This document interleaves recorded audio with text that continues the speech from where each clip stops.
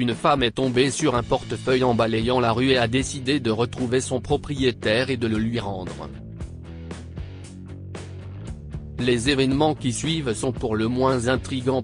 Sandra est une jeune femme dont le destin n'a jamais été de son côté. Elle était orpheline depuis son plus jeune âge et avait perdu sa famille dans un accident de voiture, ce qui l'avait traumatisée pendant longtemps. Au fil du temps, elle a fini par compatir à son destin et a commencé à chercher des moyens de subvenir à ses besoins. Malheureusement, le seul emploi qu'elle réussit à trouver est celui de balayeuse de rue. Le travail n'était pas bien payé, mais elle pouvait au moins se payer un endroit où vivre et 3 repas par jour. Un jour, alors que Sandra commençait à nettoyer la rue, elle a vu un portefeuille posé au bord de la route. Par curiosité, elle a arrêté de balayer et a commencé à examiner son contenu. Elle a découvert que le portefeuille était en grande partie vide, avec seulement quelques dollars et une lettre qui semblait avoir été lue plusieurs fois par jour pendant des années. Sur l'enveloppe déchirée de la lettre, tout était flou à l'exception de l'adresse de retour. Elle l'a ouverte avec précaution, en prenant soin de ne pas déchirer le papier délicat, et a découvert qu'elle avait été écrite en 1959. Une lettre vieille de 60 ans ? Elle devait être très spéciale pour son propriétaire, se demande-t-elle. Certains mots de la lettre étaient effacés, mais Sandra pouvait heureusement en lire la majeure partie. Cher Lewis, commençait la lettre. Ma mère m'a interdit de te rencontrer et a dit que toi et moi ne pouvions pas être ensemble, mais je veux que tu saches que je t'aime. Affectueusement, Nancy Yard. Malheureusement, le papier était déchiré sur le bord, et Sandra n'a pas pu la lire. Pensant qu'il était assez spécial pour son propriétaire, Sandra a décidé de le retrouver et de le lui rendre. Elle se rendit chez l'opérateur du central téléphonique pour se renseigner sur le numéro de téléphone indiqué avec l'adresse de retour et fut bientôt mise en contact avec quelqu'un qui vivait là. Bonjour, je m'appelle Sandra. Puis-je parler à Nancy ? Je suis désolé mais personne du nom de Nancy n'habite ici, répond la femme au bout du fil. En fait, vous pouvez peut-être m'aider. J'ai trouvé un portefeuille et je voudrais le rendre à son propriétaire.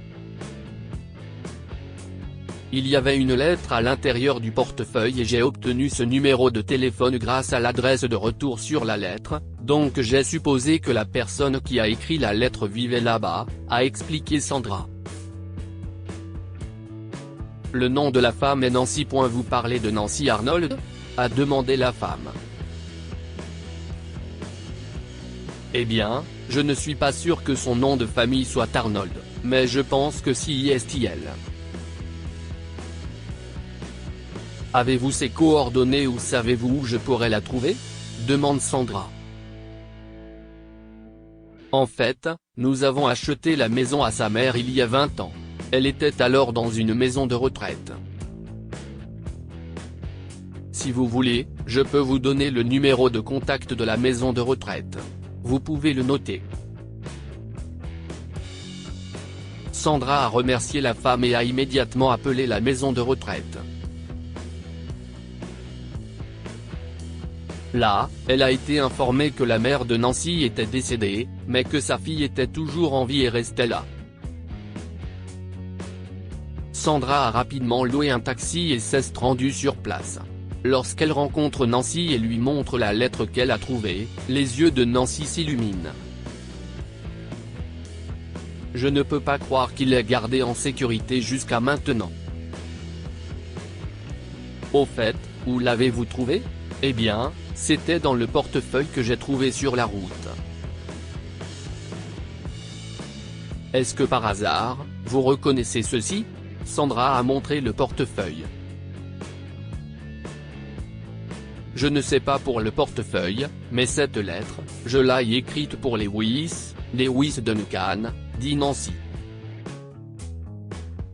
Nous nous sommes rencontrés à l'université, et je voulais l'épouser et fonder une famille, mais ma mère était contre parce que, tout comme mon père, Lewis n'était pas bien loti. Après que ma mère ait épousé mon père, il a commencé à vivre de la richesse de ma mère, et quand maman s'y est opposée, il a menacé de me faire du mal. Maman a résisté pendant longtemps, puis a divorcé.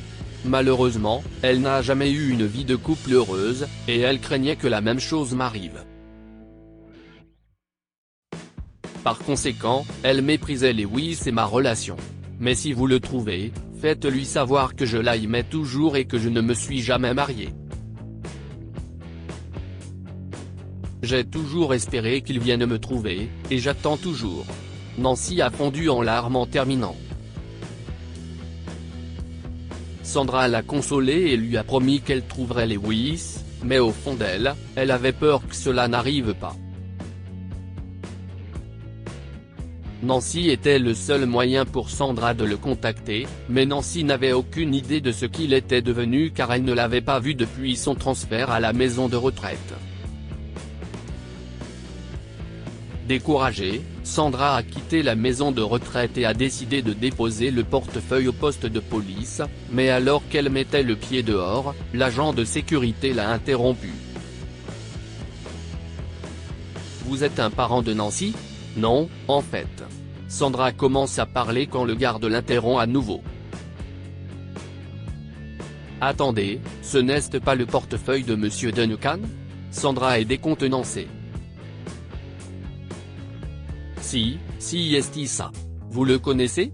Oui, il vit dans l'immeuble à côté de la maison de retraite, a répondu le garde. L'homme est assez vieux et égare sans cesse son portefeuille. En fait, ne le dites pas à Nancy, mais il lui rend souvent visite juste pour la voir. Si est comme ça que je le connais. Le bonheur de Sandra ne connaissait pas de limite quand elle a entendu cela, elle est allée voir M. Duncan et lui a rendu le portefeuille. Il était heureux que la lettre soit en sécurité. Je suis désolé, monsieur Duncan, mais j'ai lu cette lettre, a admis Sandra timidement. Et j'ai une question, si vous me permettez de la poser. M. Duncan lui a souri chaleureusement. Demandez n'importe quoi, jeune fille. Vous m'avez rendu l'objet le plus précieux. Je me fiche que le portefeuille ait été perdu, mais la lettre est très chère à mon cœur. Alors pourquoi ne pas rencontrer mademoiselle Arnold ? L'agent de sécurité m'a tout raconté. Elle n'a pas pu s'empêcher de pleurer quand elle a vu la lettre. Savez-vous qu'elle ne s'est jamais mariée et qu'elle attend le jour où elle vous retrouvera ? Les yeux de M. Duncan se sont presque mis à déborder. Il a dit qu'il était dévasté lorsqu'il a reçu cette lettre et a résolu qu'il n'épouserait jamais personne parce qu'il aimait Nancy. Cependant, il ne savait pas que Nancy n'était pas mariée non plus. Sandra l'a emmené auprès d'elle et les a laissés seuls pendant un moment. Ils ont pleuré et se sont serrés dans les bras, et les yeux de Sandra se sont mis à couler quand elle les a vus ainsi. Cela lui a rappelé des souvenirs de la façon dont elle et son mari Edward se sont rencontrés. Elle a sangloté en sortant de la maison de retraite. Un an plus tard, elle a reçu une invitation au mariage. C'était une invitation au mariage de Nancy et Lewis. Que pouvons-nous apprendre de cette histoire ? Les correspondances sont faites dans le ciel. Nancy et Lewis étaient destinés à être ensemble, et si est exactement ce qui s'est passé. Certains accidents sont magnifiques. Sandra a trouvé le portefeuille par hasard et l'a rendu à son propriétaire. Finalement, cela a conduit aux retrouvailles de deux amoureux. Partagez cette histoire avec vos amis. Elle pourrait égayer leur journée et les inspirer. Si vous avez aimé cette histoire, découvrez celle d'un jeune homme qui adopte un garçon orphelin et découvre qu'il est son fils biologique. Cette histoire est inspirée par l'histoire d'un de nos lecteurs et écrite par un rédacteur professionnel. Toute ressemblance avec de véritables noms ou lieux est une pure coïncidence. Toutes les images sont utilisées uniquement à des fins d'illustration. Partagez votre histoire avec nous. Elle changera peut-être la vie de quelqu'un. Si vous souhaitez partager votre histoire, envoyez-nous un mail à info@amomama.com.